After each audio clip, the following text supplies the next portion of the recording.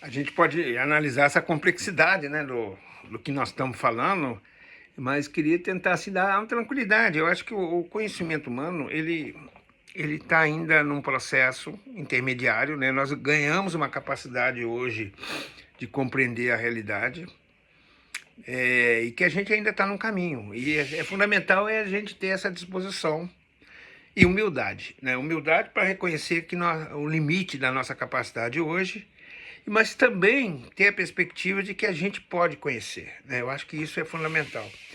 E para a antroposofia, toda a estrutura orgânica, anímica e espiritual do indivíduo decorre de uma correta e harmonia elaboração dos três processos somáticos básicos da infância: o processo psicomotor do andar, o processo expressivo de falar e o processo cognitivo do pensar. E para estimular o andar e a coordenação global da criança, é necessário o amor do adulto. Para o falar e a expressividade é necessária a coerência do adulto. E para pensar e a estruturação mental são necessárias a clareza e a precisão do adulto.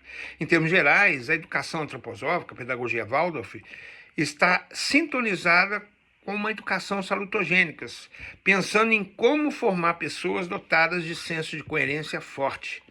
E para atingir essa formação do ser humano, a pedagogia Waldorf pretende atuar no desenvolvimento físico, anímico e espiritual do aluno, incentivando o querer, o agir, né, por meio de atividades corpóreas da criança em quase todas as aulas, o sentir é estimulado na constância abordagem artística e nas atividades artesanais específicas para a caridade, e o pensar é cultivado paulatinamente desde a imaginação incentivada por meio de contos, lendas e mitos, no início da escolaridade, até o pensar abstrato rigoroso, científico do ensino médio. A pedagogia Waldorf incentiva e encoraja a criatividade, nutre a imaginação e conduz o aluno a um pensamento livre e autônomo.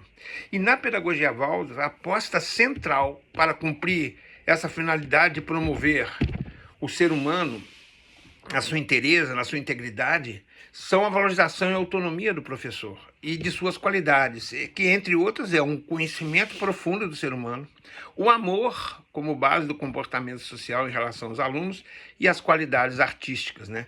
E uma das características da pedagogia Waldorf é o fato de não se exigir do aluno o cultivo precoce do pensamento abstrato. Isso é muito importante num mundo que está muito acelerado e precoce, né? E que muitas famílias valorizam isso sem perceber o quanto isso pode trazer um dano ao desenvolvimento humano. É porque se almeja que as aulas sejam um preparo para a vida.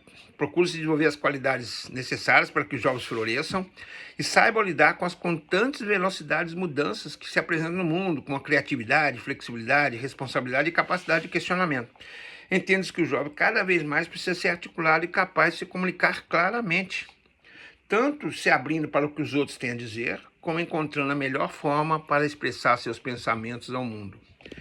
E a arte, né? A arte é uma atividade salutogênica básica, né? A arte está evidentemente ligada à qualidade de vida no seu sentido mais amplo. E dessa forma, a arte e a salutogênica são campos imbrincados e interdependentes, que encontram na antroposofia um espaço fértil, já que nenhum outro processo do conhecimento e da prática humana valoriza tanto a arte quanto a ciência espiritual, e particularmente na pedagogia Waldorf, né?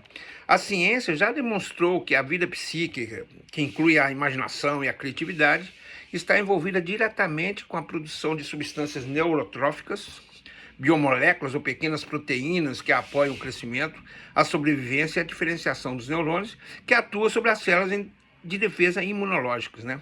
A imaginação é uma antiga via para se ativar processos inconscientes, mantenedores da saúde e adoecimento. O adoecimento, né? Jung utilizou a imaginação ativa como processo de autodesenvolvimento e possível via para o self, a individualização. E Frank desenvolveu a reabilitação do inconsciente, incluindo a noção de inconsciente espiritual, ou de uma pessoa mais profunda que tem a possibilidade de proporcionar força existencial e desenvolvimento em direção ao logos ou luz. Levi Strauss, que morreu em 2009, né, que até recentemente, afirma ser a arte uma das poucas atividades no Ocidente moderno onde o pensamento selvagem vigora. Para ele, o pensamento selvagem se contrapõe ao pensamento racional domesticado e corresponde àquele tipo de imaginação afim à magia, à mitologia e aos conteúdos dos sonhos. A arte está mais próxima do Eros do que do Logos. Está mais afim de Dionísio, o deus da êxtase, do que Apolo, o deus da métrica e da ordem. E, por fim, a agricultura, né? A agricultura biodinâmica tem muito em comum com outras abordagens orgânicas que enfatizam o uso de esterco e compostos, que inclui o uso de produtos químicos artificiais no solo e plantas, né?